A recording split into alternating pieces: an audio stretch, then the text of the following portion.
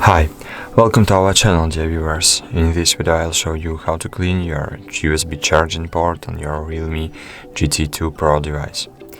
And I will show you how to clean your USB port using household items, using home remedies.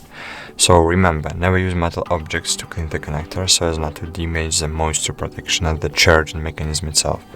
I suggest you use an old toothbrush which you no longer use. And as you can see, there is something in my charging port that's preventing the charging cable from going all the way into the connector, and now we are going to try to clear it.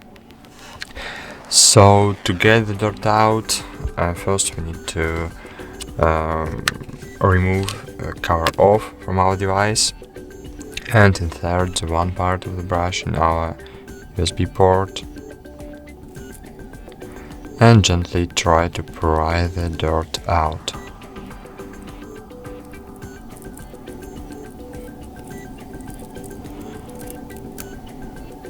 So that's all. Thank you for watching. Like this video, subscribe to our channel, comment this video, and bye.